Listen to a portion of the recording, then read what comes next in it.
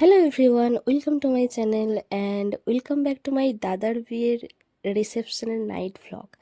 তো আমি সত্যি আবারও চলে এসেছি নতুন একটা ভ্লগ ভিডিও নিয়ে তোমাদের সামনে। তো আগের ভিডিওতে বা আগের ভ্লগে তোমাদের সঙ্গে শেয়ার করেছিলাম আমার দাদার বিয়ের মানে রিসেপশনের সকালবেলাটা বা দুপুরবেলাটা।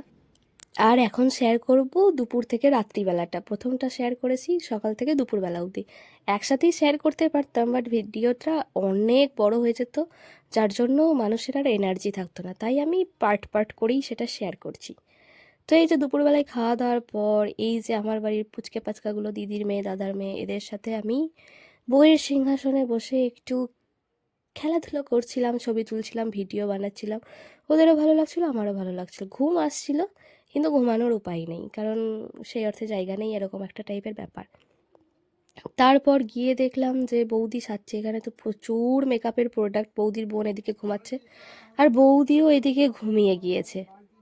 কারণটা হচ্ছে এত দূর জার্নি করে এসেছে, কালকেও রাতে বিয়ের ধকল গিয়েছে, তো একদম ঘুমিয়ে পড়েছে আর খেয়ে দিয়েই সঙ্গে সঙ্গে সাজতে বসে গিয়েছে। আর এই প্রথম দেখলাম কোনো মেকআপ আর্টিস্টকে যে ভাই নিজে নিজে একা একাই করছে, আর এত সময় লাগিয়েছে, প্রায় 5 ঘন্টা ধরে সাজিয়েছে টুকটুক টুকটুক টুকটুক করে। আর এর তো সঙ্গে কোনো হেল্পিং হ্যান্ডও ছিল না। যাই হোক, নিজের সেটা দম আছে, বাট প্রচুর টাইম লাগিয়েছে। তারপরে এই তো সন্ধ্যাবেলায় সমস্ত কিছু সাজানো। আর দাদাকে দেখে মনে হচ্ছে যে ওর বিয়ে, লুঙ্গি পরে ঘুরে বেড়াচ্ছে। যাই হোক, লাইটিং জ্বলছে, সমস্ত কিছু হচ্ছে। আর এই দিকে চলছে কনে যাত্রীদের প্যাকিং, মানে কনে যাত্রীদের প্যাকিং নয়, কনে যাত্রীদেরকে যে টিফিন দেওয়া হবে সেটার প্যাকিং। এখানে তুষারদা বসে বসে সমস্ত প্যাকেট ফ্যাকেট রেডি করছে। আগে প্রত্যেকটা বিয়েতে আমিও এই কাজটা করেছি, কিন্তু এবার আর করছি না, কারণ আমি গায়ে হাওয়া লাগিয়ে ঘুরে বেড়াচ্ছি। তারপর সব্বার আগে বড়দি রেডি হয়েছে, আর বড়দির চুলের খোপাটা আমি করে দিয়েছি, ওই জন্য চুলের খোপাটাকেই বারবার দেখাচ্ছিলাম। আর মা শাড়িটা পরিয়ে দিয়েছে। বরের বউ, বরের বড় দিদি বলে কথা, তার অনেক বেশি রেসপন্সিবিলিটিস আছে গেস্টদেরকে আপ্যায়ন করা, তাই সে আগে সেজে রেডি হয়ে গিয়েছে। আর আমাদের বাড়ির সবচেয়ে বড় সদস্য এই যে আমার ভাইজি, তিনি একদম সেজে গুজে রেডি পরীর মতো। এই দেখুন, পরীর মতো রেডি বলে সে একদম নেচে। এই জামাটা এই যে এত সুন্দর ঘোরা যায়, তাই ওর এই প্রিন্সেস জামাটাই পছন্দ। এই যে সারাদিন শুধু ঘুরে বেরিয়েছে এইভাবে, আর তার ব্যাপারই আলাদা। মানে ওকে আর কোনো কিছু সাজতে দেওয়ার দরকার নেই, ও এটা পরেই শুধু ঘুরে ঘুরে বেড়াবে একদম। আমাদের বাড়িরও তো প্রিন্সেস, দেখে একদম প্রিন্সেসই লাগছে। আর বড়দির এদিকে এখনও শাড়ি ঠিকঠাক আর হলো না। তারপরে এই যে নিচে এসে দেখছি যে এখানে ছোদ্দা আর বৌদির যে প্রি ওয়েডিং শ্যুট হয়েছিল সেটাই লাগানো হয়েছে একটা স্ক্রিনে। আর বাইরে একটা স্ক্রিন আছে যেটা লাইভ হবে। তো ছোদ্দা এখনও লুঙ্গি পরে ঘুরে বেড়াচ্ছে, আর দুই মামা ভাগ্নেতে দাঁড়িয়ে নিজেদের প্রি ওয়েডিং দেখছে।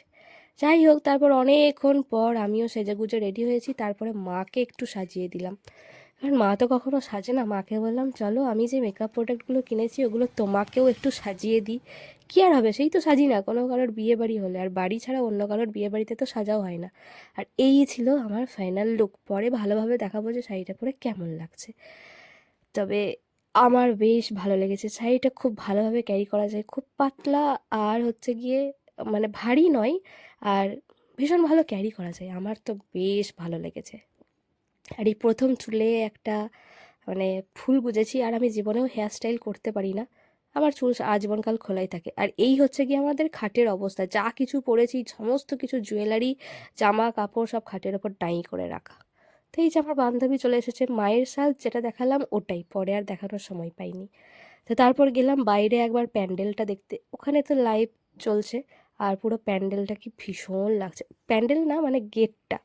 তারপর এখানে লাইটিং চলছে, আর গ্রামের সবাই এদিকে ফুচকা কফি খেতে রেডি। আর এই যে সেলফি জোনটা করা হয়েছে, সবাই এসে সেলফি তুলবে, ছবি তুলবে তার জন্য। এরপর আস্তে আস্তে এগিয়ে যাই, চলো বর আর বউয়ের দিকে, তাদেরকে কীরকম সাজানো হয়েছে সেটা একবার দেখাই। অনেক লোকজন এসেছে, এদিকে ছবি তোলাও চলছে। প্রথমে বড় মা, ছোদ্দা, ছোট বৌদি, বড়দা, বৌমণি, আমার ভাইঝি, এরা তুলছিল ফ্যামিলি। সব্বার সাথে সবারই তোলা হয়েছে একের পর এক। তবে বৌদিকে কেমন লাগছে তোমরা জানিও ডেফিনেটলি। অনেক মোমেন্টস ছিল, অনেক কিছু ক্যাপচার করার ছিল, কিন্তু সত্যি কথা বলতে সব কিছু ক্যাপচার করা হয়নি, কারণ আমি নিজে এনজয় করব না ক্যাপচার করব, আর আমার তো কোনো মানে ক্যামেরাম্যান নেই যে আমাকে এগুলো করে দেবে। যাই হোক, তারপরে আমি বাবা চলে এসেছি এদিকে পকোড়া, ফুচকা আর কফি খেতে। তবে পকোড়া আর ফুচকাটাই খেয়েছিলাম, কফিটা তখনও খাইনি। কি হয় সব বিয়েতে না আমি ফাঁক পড়ে যাই, খেতেই পাই না, যার জন্য এবার আগে ভাগে খেয়ে নিয়েছি। আর শুধু আমি একা খাইনি, আমি নিয়ে এসে আমার ছোট বৌদিকেও খাইয়েছিলাম। অনেক সেই নিয়ে পোজ দিয়ে ছবিও তোলা হয়েছে, কোনো কিছুই শেয়ার করা হয়নি। এই তো আমাদের ফ্যামিলি মেম্বাররা সবাই, আরও অনেকে সব এসছে। আর এদিকে যে বাড়ির মানে মেয়ে সদস্যরা ছিল তারা সব সেজে গুজে ওখানে বসে বসে ছবি তুলছিল। তারই মধ্যেই এই যে চলে এসেছে কন্যাযাত্রী দল। তখন বাজে ওই 9:30-10টা এরকমই। তো আমি তারপর গিয়েছিলাম বাইরে ছবিটা তুলতে। তারপর বৌদি ফিরে এসে দেখছি যে বৌদি তার ফ্যামিলি মেম্বারদের সাথে ছবি টবি তুলছে। আমার মা এদিকে বৌদির মামার সাথে গল্প করছে। উনি ভীষণ ভালো মানুষ, সত্যি কথা। আরও অনেক কিছু মোমেন্টস ছিল, কিন্তু না, সেই সমস্ত কিছু ক্যাপচার করা আমার পক্ষে পসিবল হয়নি। আর আমি এবার না বোর মানে টায়ার্ড হয়ে গিয়েছি, বোর নয়, টায়ার্ড হয়ে গিয়েছি, তাই বসে পড়েছি বাপু একটা জায়গায়। আর তারপর খুঁজে বেড়াচ্ছি কে আমাকে ভালো ভালো কয়েকটা ছবি তুলে দেবে। আর তারপরে আমার বান্ধবীকে ধরে এনেছি, ভাই আমার ফুল লুকটা একটু দেখিয়ে দে না। তো এই ছিল আমার ফুল লুক। শাড়িটা ভীষণ সুন্দর, এই কালারের শাড়ি আমি আগে কখনো পরিনি। তো আমাকে কেমন লাগছে অবশ্যই জানিও। হ্যাঁ, আমাকে দেখতে প্রথমবার মেকআপ করেছি, মানে এত এত সেজেছি, এর আগে কোনো অকেশনে আমি এতটা সাজিনি। তো তারপর এই যে পিসিমণি মানে ছোট পিসিমণি বৌদির বাড়ি থেকে এত এত তত্ত্ব দিয়েছে, সেগুলোই সবাই দেখছিল। আর আরও এই কারণে দেখছিল কারণ খুব সুন্দর সুন্দর ছড়া ছিল, সেগুলো তোমাদের সাথে শেয়ার করব। আর যখন এগুলো হচ্ছিল তখন প্রায় অনেক রাত বাজে 11টা, মানে তখন কন্যাযাত্রী খেতে চলে গিয়েছে। আর এখন শুরু হবে ছোটদার বৌদির স্পেশাল মোমেন্টের ছবিগুলো তোলা। সঙ্গে আমিও তুলে নিয়েছি ক্যামেরাম্যানের সঙ্গে, আর এদেরকে দুজনকে ভীষণ সুন্দর লাগছিল। তারপর বাবা শুধু আমাদের ছোট বউয়ের ছবি তুললে হবে, বড় বউ বড় ছেলে তাদেরও তো ছবি তুলতে হবে, তাই না? আর এদিকে সবাই তখন শাড়ি চেঞ্জ করে দিয়েছে, মানে মা তখন টায়ার্ড। তারপরে হচ্ছে কি আমরা একটু কফি খেয়ে নিয়েছি, কারণ কফিটা খেতে নাকি ভীষণই ভালো ছিল, পরে আবিষ্কার করতে পারলাম। কিন্তু এটাই হয়েছিল আমাদের কাল। আমি, বৌমণি, মা, আর এই যে আমার বড়দির ছেলে সৌরভ, আমরা চারজন মিলে কফি তো খেয়ে নিয়েছি।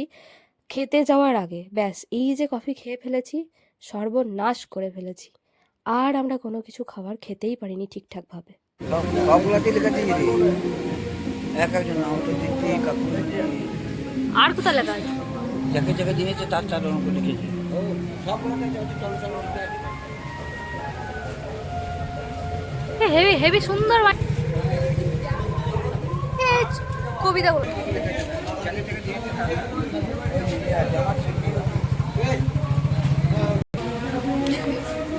Hi guys, hi guys, hi guys. Hello channel, welcome to my guys. কটা বাজছে? 11:30। বেশি বাজেনি, 11:30 বাজছে। আমরা জাস্ট খেতে যাচ্ছি, জাস্ট চললাম। যেতে যেতে মোটামুটি 12টা বাজবে। খেতে একটা, শুধু দুটো, ঘুমাতে ঘুমাতে 3টে, বেশি না, চারটে হতে পারে, নাও ঘুমাতে পারি। নাও ঘুমাতে পারে, ডিপেন্ড করছে। Hello channel, welcome to my guys.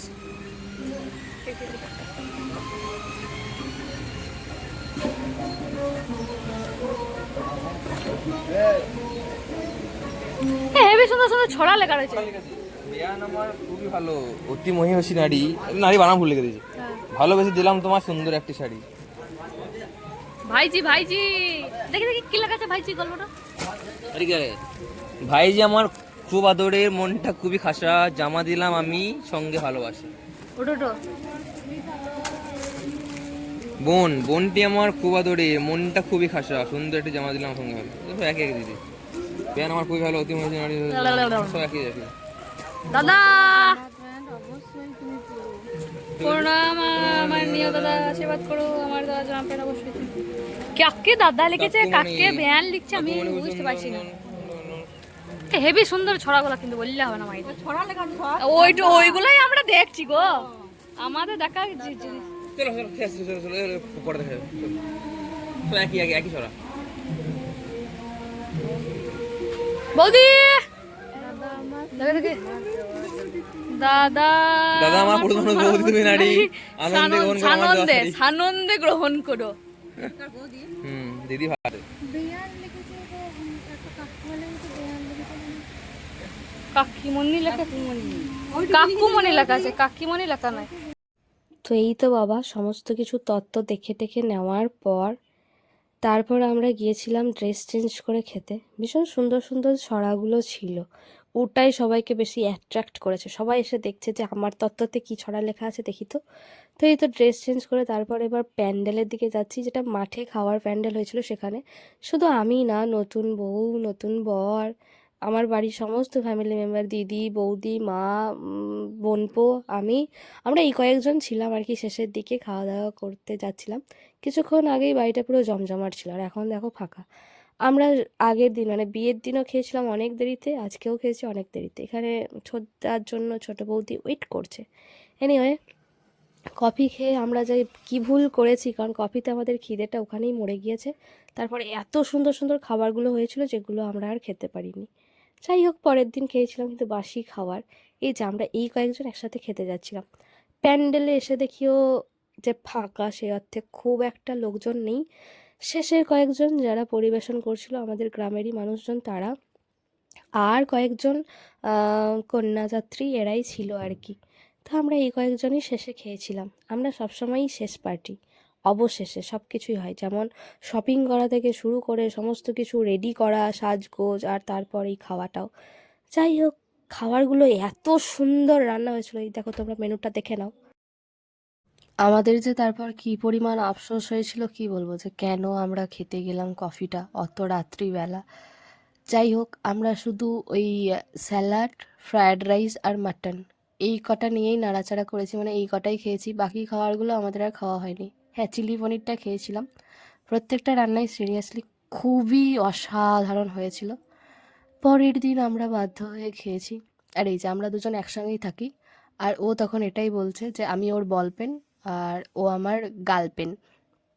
Actually লোকে কেউ বিশ্বাস করে না যে আমরা মাসি বোনপো, সবাই আমাদেরকে এটাই ভাবে, যেহেতু আমরা সবসময় একই রকমভাবে ঘুরে বেড়াই।